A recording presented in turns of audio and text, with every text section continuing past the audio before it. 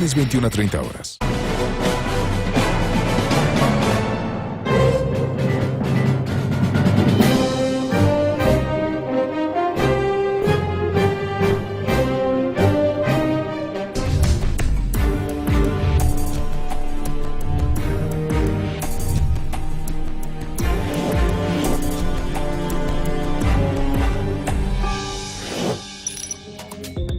Desde el primer minuto de este lunes, arrancaron las campañas electorales en el Distrito Federal.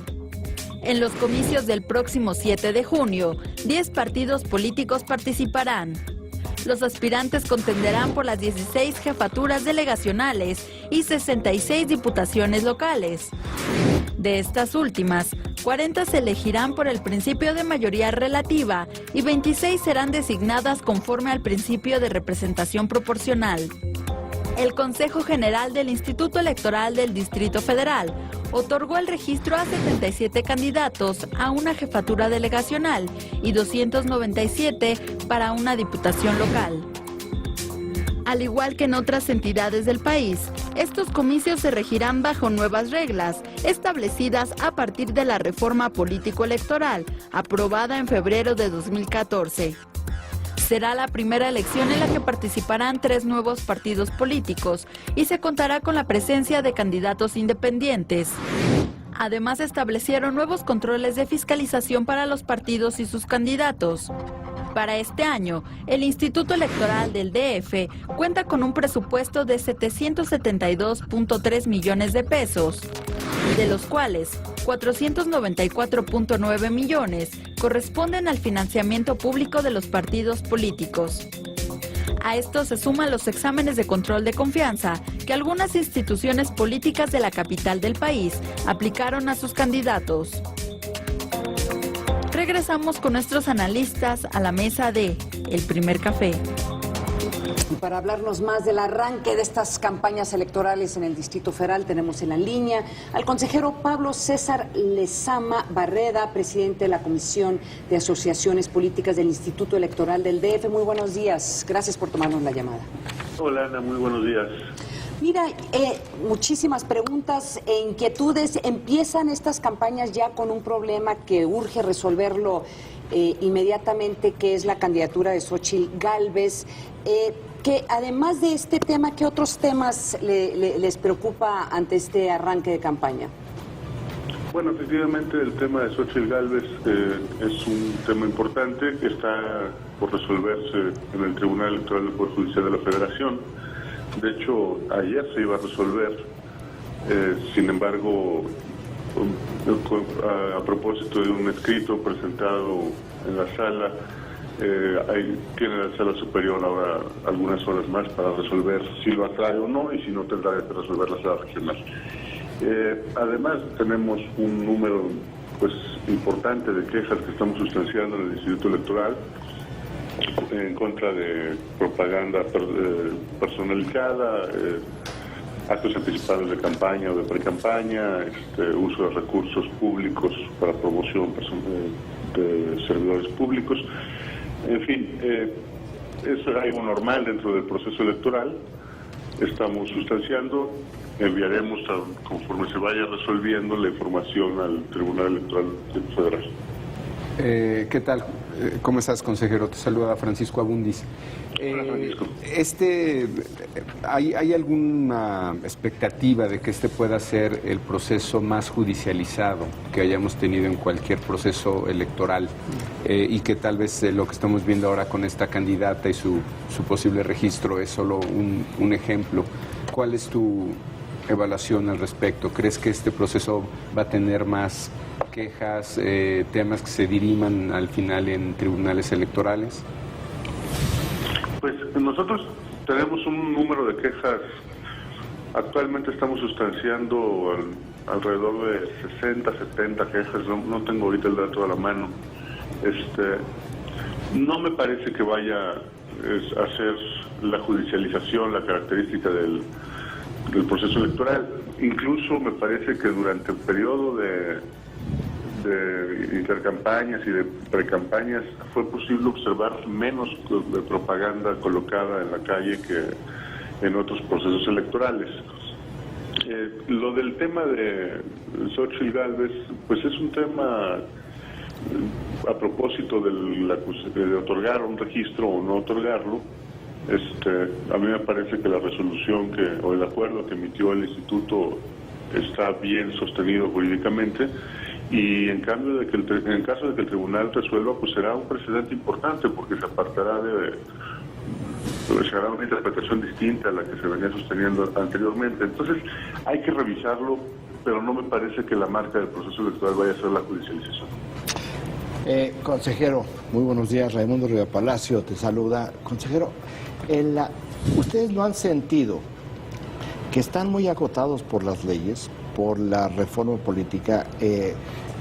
Parecería, y es un poco la pregunta de Paco, esta percepción de que hay como más conflicto, como más choques, como más irregularidades, como más violaciones inclusive a la ley que se superan, y que los órganos electorales, no únicamente el Distrito Federal, el Instituto Nacional Electoral, otros órganos estatales, están realmente enfrentando presiones sobre temas que no son realmente de su ámbito, responsabilidad y hasta jurisdicción.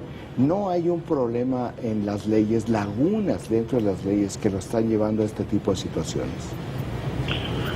Pues yo pensaría que, bueno, primero déjame saludarte, Raimundo, te agradezco la participación en el programa. Mira, yo diría que hay un problema de coordinación a veces con la ley. El nuevo sistema electoral y la coordinación entre la Autoridad Nacional con los organismos públicos locales electorales de repente trae algunos problemas de coordinación. Por ejemplo, apenas en la madrugada del domingo estuvimos aprobando los registros de candidatos, y esto se debió a que el dictamen de fiscalización pues fue una labor muy pesada para el Instituto Nacional Electoral, y hasta entonces pudimos otorgar registros.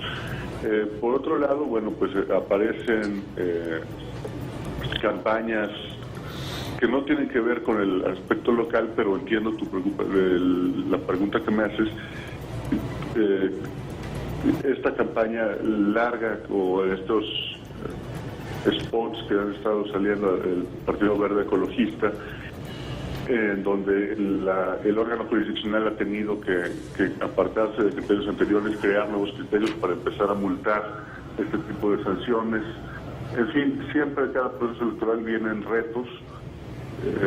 Esto está ubicado en el ámbito federal o en el ámbito nacional, es donde están haciendo, porque son radio y televisión principalmente,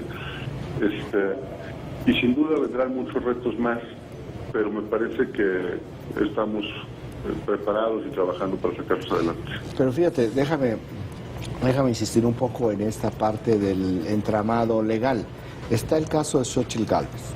El Instituto Electoral del Distrito Federal elaboró un dictamen impecable en términos de ley electoral, pero es cómo se va a determinar el fallo, cómo va a ser la interpretación, porque si bien la ley electoral no le permitiría, la Constitución sí se lo permite. Entonces, ¿cuál va a ser la medida? ¿Qué es lo que va a suceder? Este tipo de lagunas, y es un poco el espíritu de la pregunta, donde no estoy en un caso particular, sino utilizando un caso particular para problematizar lo que tenemos, una ley tan rígida, y entre más rígido sea algo, más fácil de romper, y se les transfiere la responsabilidad, las culpas, todos los negativos a los órganos electorales. Pues me parece que la ley en el Distrito Federal, el código, sí es un poco más rígido que en otros ámbitos, y me parece que eso se debe a que la Asamblea Legislativa del Distrito Federal ha sido más pues estricta al momento de hacer sus regulaciones, y por ejemplo lo que considera el reglamento que tenemos incluso en el instituto es también muy rígido, pero al momento de que se hacen las interpretaciones constitucionales, entonces se ha establecido que pueden hacerse interpretaciones más a favor de los derechos humanos, y que eso permitiría romper esas exigencias en algunos casos. Es una cuestión que hay que analizar caso por caso. Sería muy difícil hacer un pronunciamiento generalizado de las normas que contiene el código. Hay que estarlo de acuerdo con las características particulares de cada punto. Eso es lo que tiene que suceder en el caso de Xóchitl Gálvez. El acuerdo, pues como señalas, está bien sostenido jurídicamente y además me parece que el código en este sentido establece un requisito más, ¿no? Que tiene que ver además con el lugar o la entidad federativa donde se ejerce el derecho político a ser votado.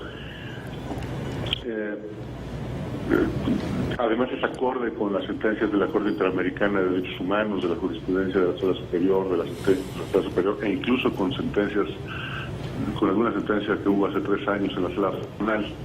Entonces, desde luego puede haber una interpretación distinta. El derecho es así, a veces va cambiando, se van haciendo interpretaciones en un sentido distinto al que se habían hecho con anterioridad, y en ese sentido lo que hay que hacer es revisar con mucho cuidado las resoluciones para ver que efectivamente estén apegadas al derecho y se trate de ampliaciones de derechos fundamentales.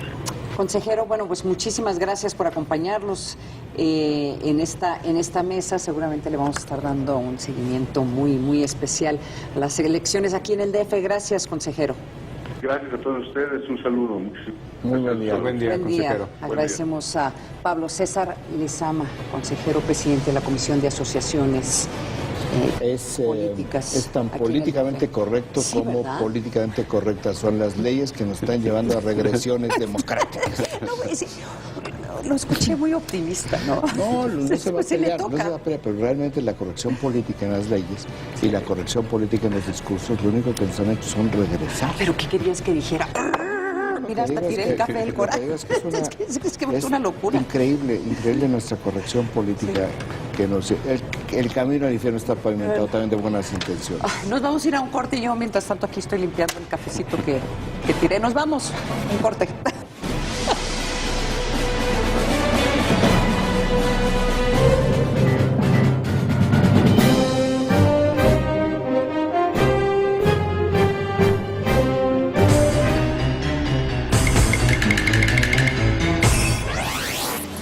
Turismo en México.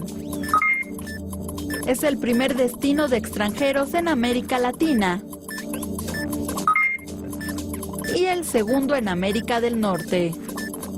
El dato útil para comentar en el café.